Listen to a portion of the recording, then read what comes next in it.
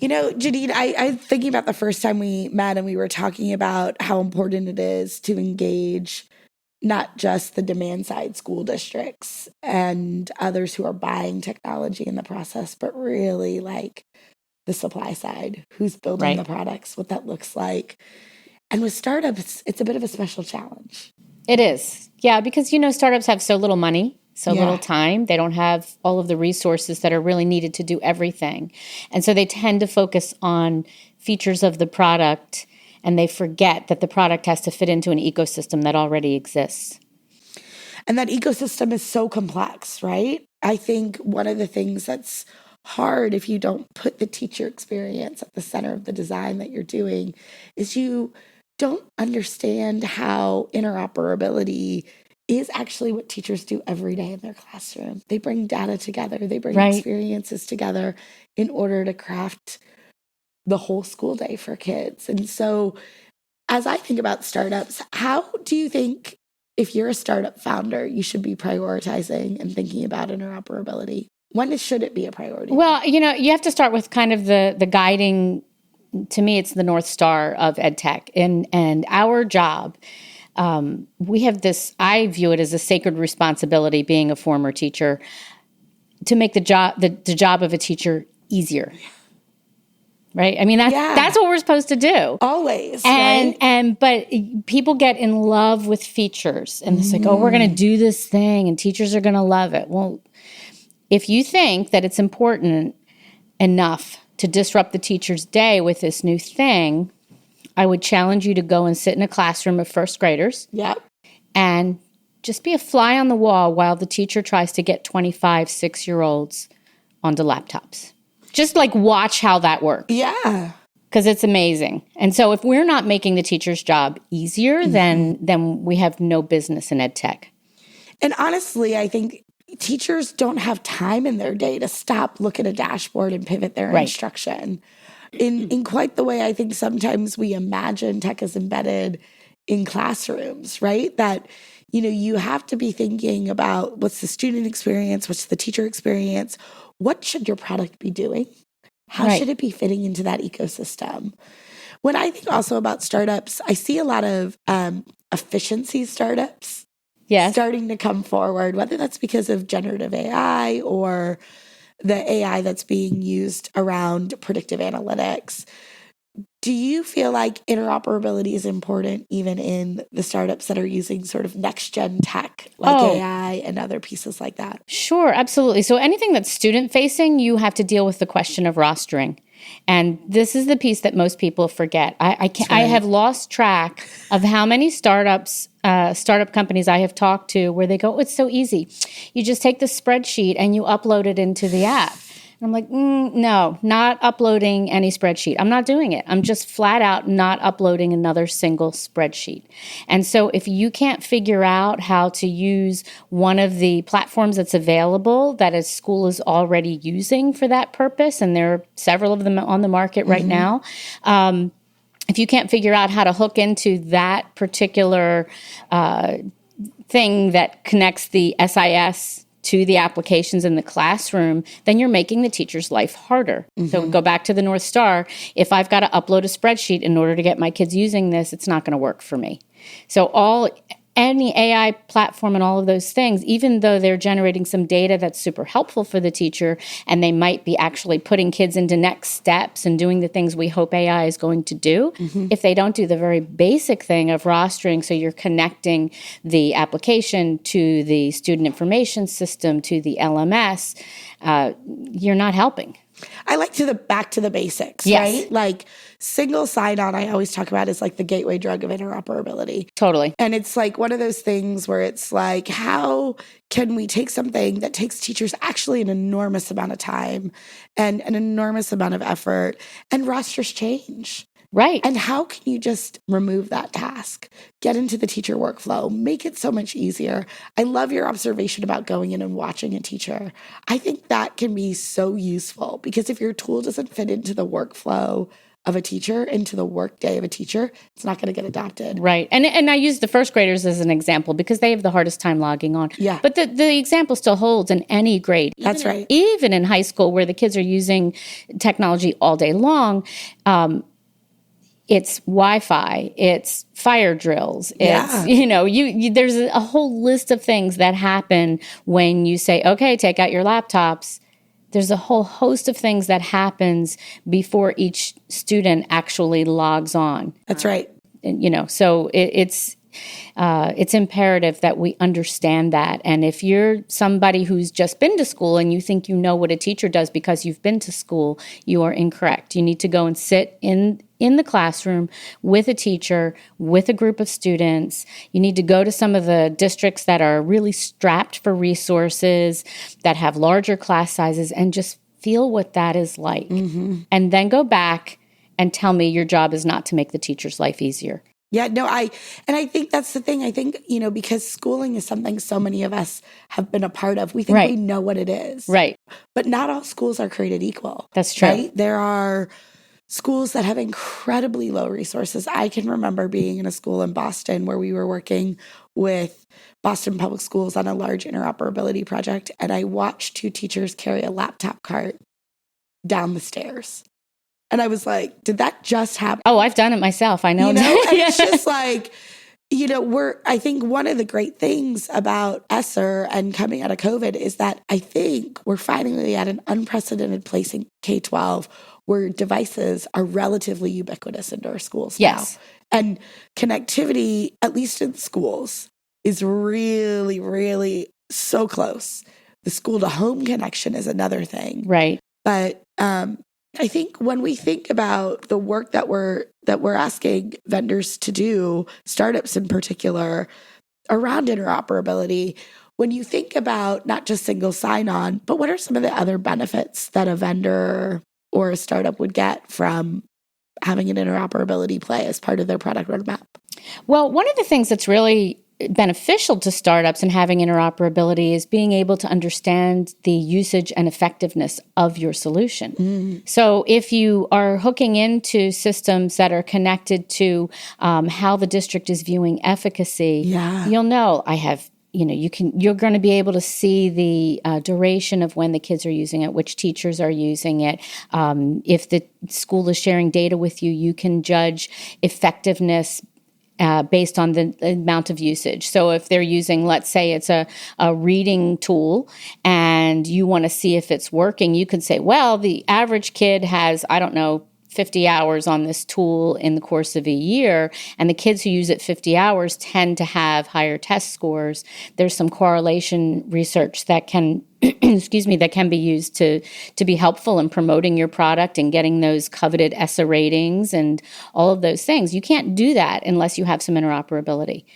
I completely agree with you. I mean, I think when I look at the movement that I'm seeing in districts towards thinking about evidence-based selection of tools, the tools that have the highest efficacy are the ones that prioritize interoperability and prioritize the ecosystem. Right. Who understand that they're dynamically playing with a learning management system, with a student information system, maybe with a survey set of tools. Yeah. The other thing that's really great to think about is cybersecurity. Yes. And so when you're designing for interoperability from the ground up, you're automatically going to start having to put in those things that are inherent in a secure tool. So the more you're thinking about interoperability, the more you have to think about cybersecurity. And that's going to be helpful to you and save you money down the road. Totally. And it mitigates risks, right? Absolutely. I think when I talk to superintendents right now and when I talk to CIOs and CTOs, and this was actually just proven by a CoSIN survey earlier this year, number one concern? Number one. Cybersecurity. Yes. Number two, interoperability. Yes. So together, if we could figure that out, we can really solve, I think, the things that are most pressing for our school districts right now. When I think about some of the work that is also happening around interoperability, I think about the capital markets a little bit. And I think about the enormous amount of capital that is flowing into EdTech right now and some of the people who are putting that capital in, including private equity. Do you think there's any acquisition benefit when a company's acquired who's prioritized interoperability versus somebody who hasn't? Well, when I was working in that market, so I spent quite a bit of time working for a private equity firm and talking to potential acquisition targets. That was always the first question I asked them. Tell me how you do rostering. Tell me what you think about security. And so all of those questions in the beginning would tell me, first of all, how well developed that solution was, how the founders were thinking through their long-term plans, and if I could sell it to school districts.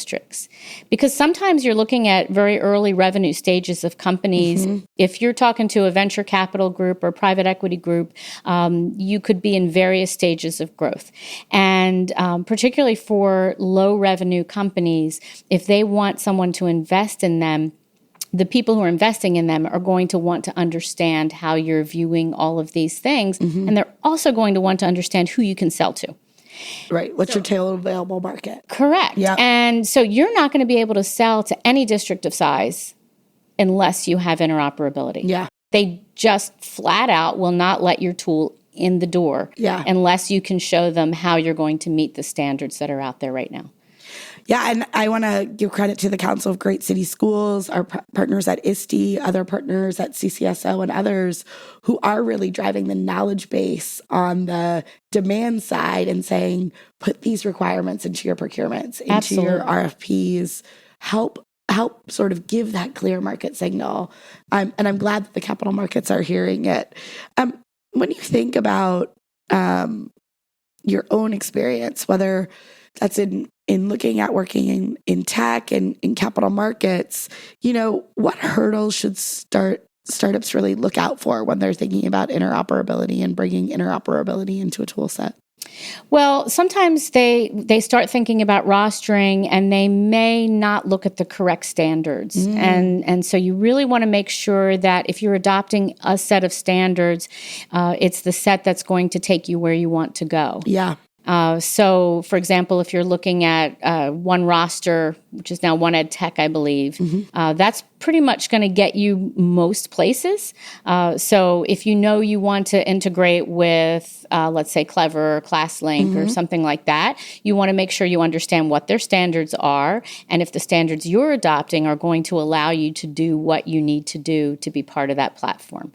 So, you can't just say, oh, yes, we do rostering automatically. You have to make sure that it fits into the tools that most of the districts you're going to be serving are already using. Don't pick something that's going to limit you. Yeah. So I hear know your customer. Absolutely. And know who you want to sell to. Right. And then sort of from there, understand what the market space looks like. And Correct. You can have multiple single sign-on platforms, You right? You can, yes. And then the other thing that I haven't mentioned so far is just licensing, which is that's how you get paid. And if you don't have that automated through a system that districts are using, you're going to run into hurdles down the road. That's right. So you want to think about rostering and licensing, the two things immediately that are important for sales and reaching the market, and then also cybersecurity so that your product doesn't put a school at risk. And if you can figure out how to make those a part of your roadmap at the same time that you're building all those cool features that you think teachers want to see, you'll actually be able to sell it. Yeah, and I think that's such an interesting point. You're talking a little bit about customer acquisition costs, right? And everyone wants to know what that is. But you're also talking about an exit strategy there. Oh, absolutely. That if it's exit by acquisition or whatever your exit is, you're thinking about and thinking around the corner and interoperability as being an asset in those negotiations when you're coming up with your acquisition price. And you should think not only about the capital markets as being the people who will acquire you, you should also think about strategics who might acquire you. And if a strategic acquires you, you'll hear horror stories from larger strategics that they purchase a solution that they think they're going to integrate into theirs, and they end up having to rebuild the whole thing. Yeah, no, I know those stories. Yeah. There's a lot of them. And so you want to think about, okay, what strategic would want my company? Yeah.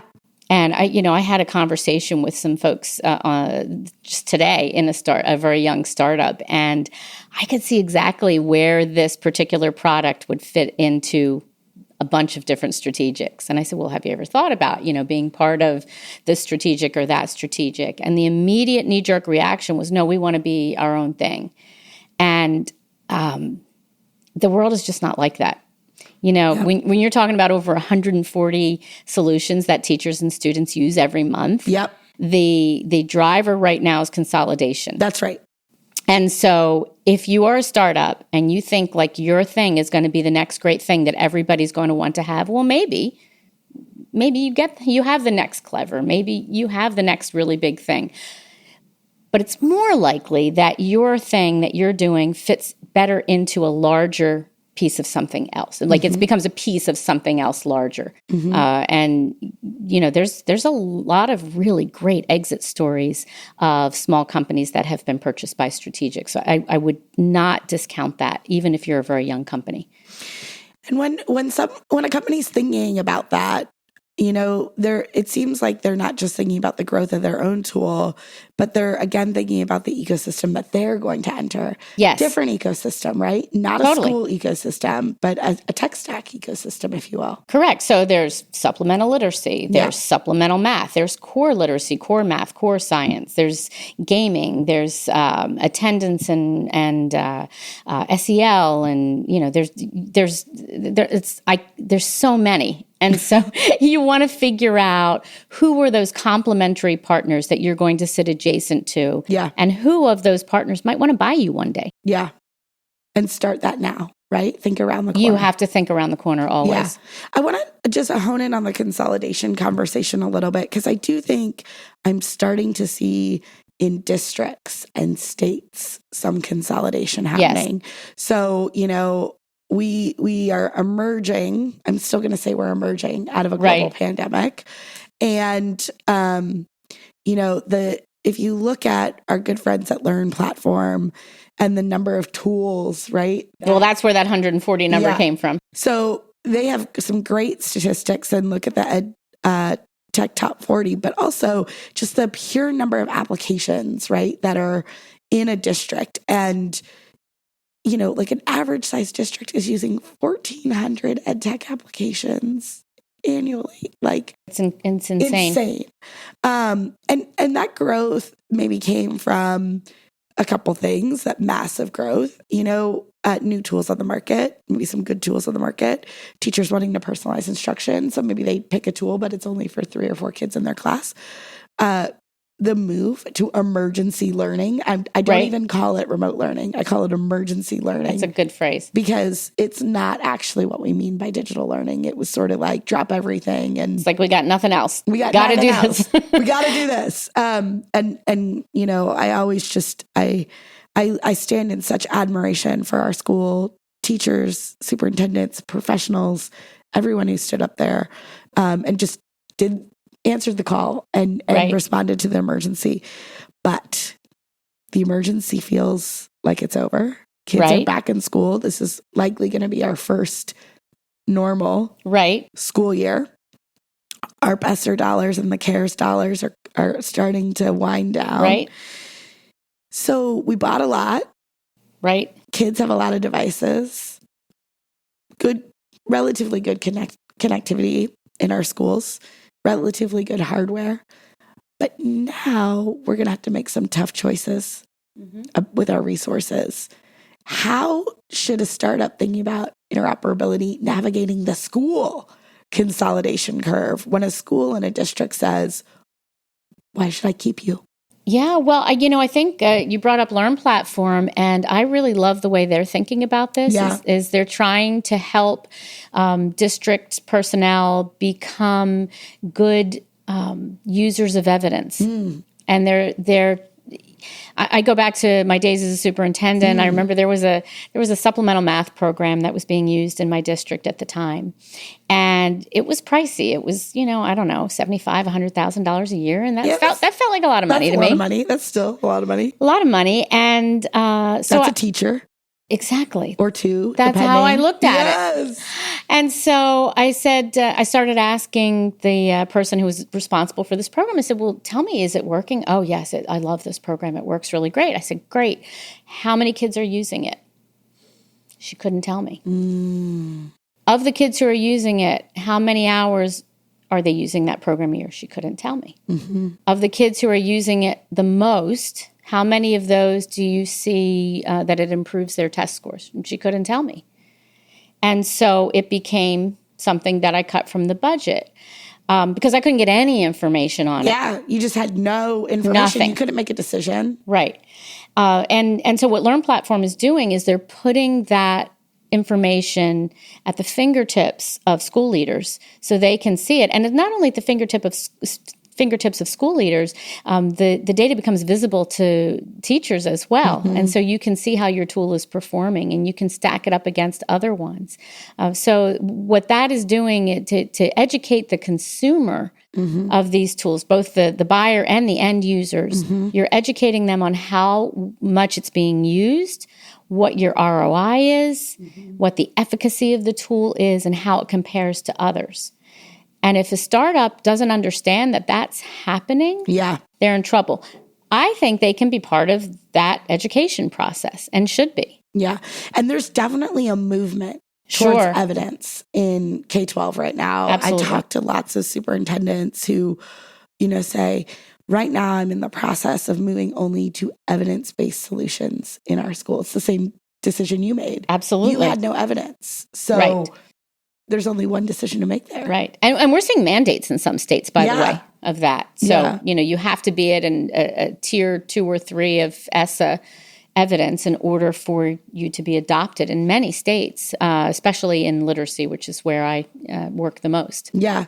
And I think, that is, you honed in on something there that's really important. And that is the change in consumer behavior that Learn is making visible. Sort of like when I get to a new place like Austin and I want to go get lunch with my girlfriends who are all here, I go on Yelp and I look at like who has the best queso in Austin. Right.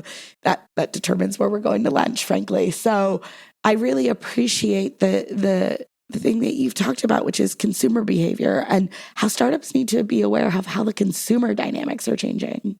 Well. I feel like it's kind of like when people became educated consumers of medical care. If you think about a couple of generations ago, even, my parents' generation, they'd go to the doctor and whatever the doctor told them, they would just accept. Oh, yes, okay, I'll do whatever you say. And as the years went by and we started seeing advertising and more information available, and of course, when people started Googling their own conditions, Don't do that.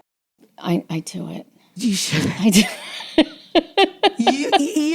You walk into your doctor and I'm sure your doctor's like, no, you do not have a brain tumor. Yeah, I know. But you walk in and you go, well, according to my very in-depth Googling, I think I have, and I need this drug. And then the doctor says, you shouldn't do that. Yeah. But the thing I'm with the doctor.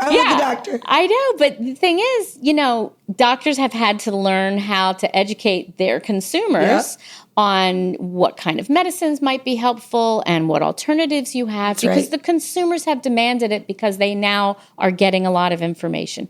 The same thing is happening for EdTech.